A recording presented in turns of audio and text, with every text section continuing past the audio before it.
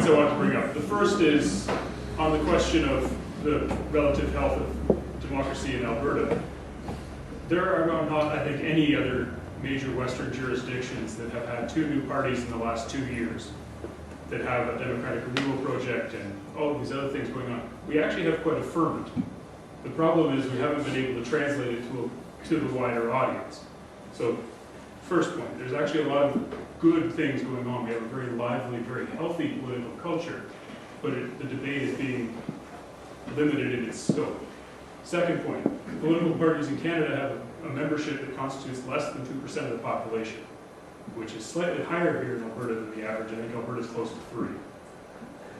Well, it's hardly surprising that the conversations within parties are unresponsive to the mass of the population, since the mass of the population isn't in one. They're not connected to one. The party, therefore, deals with its membership, which isn't most of us. I'm speaking for myself, I'm not a member of any Alberta party. So there's a couple issues there. And this twigged for me when you were talking about running paper candidates against one another. I think you just described most of Liberal, NDP, and Green candidates in every Alberta election for the last 15 years. They are paper candidates. So I'm not sure to what extent this avenue takes us anywhere, since really we're only dealing with about 20 ridings in the province out of 88 where this would be relevant. Whereas if we dealt with the issues around riding distribution, which is in fact where the imbalance comes from in the Alberta legislature, the reason they have 72 seats is not because their votes miraculously counted for more, it's because there's been no third-party election authority in Alberta to prevent the gerrymandering of boundaries for the last 40 years. So miraculously, Didsbury gets 2 seats and Calgary gets 14. 10,000 and almost 1 million. So, I mean, the fundamental issues here are not, what I'm not understanding is how this approach tackles the fundamental issues that political parties as an organism don't interact with most of the population, and that the fundamental challenge for opposition voices in Alberta is not that people don't vote or that they can't get votes. They get far more than they deserve given the quality of the campaigns they run. And nothing could be more damning than your comment about people not being able to tell which platform was which. That isn't because they agree, that's just because they haven't defined who they are. So I guess what I'm searching for here is why is this the avenue?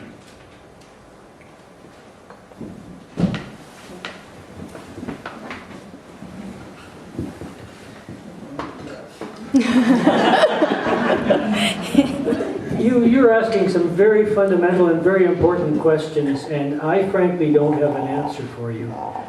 The fact that the political culture in Alberta looks vibrant is quite an interesting concept to me. I think partly it's because the media give us an overwhelming, uniform view of what it is that others think and should think, and that it has actually created one of these false pictures of the province, and I'm very glad that you pointed out what you did. As for the paper candidates issues, my concern is not that, I'm always concerned that candidates and parties don't have enough resources and ability to put forward strong candidates and campaigns everywhere. But setting that aside, my concern is that in a number of ridings, strong campaigns and strong candidates were put up against each other by those parties, which resulted inevitably in a Conservative win. And that's what we're trying to get at. And proportional representation is a fundamental goal which hopefully would solve a lot of these problems if we can change the present government.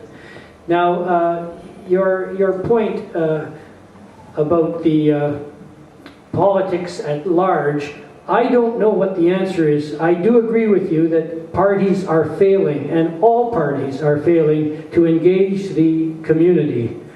And I don't suppose I should admit this, given the fact that we're dumping on Alberta so much.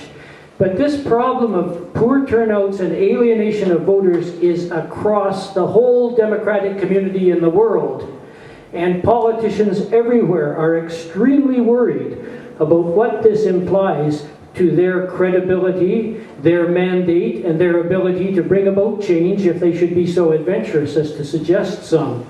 And I think that the notion of participatory democracy, which was mentioned a few minutes ago, has a great deal of possibility here. But frankly, I don't think, since Pierre Trudeau and others talked about it some 40 years ago, I don't know how successful we've been about operationalizing it. And frankly, I think it's because it's very difficult. Part of the reason is that there's an immense number of competing activities and competing priorities that each one of us has to master in our own lives, and it's very difficult sometimes for people even to find time for their family, never mind find time to come out to a meeting like this.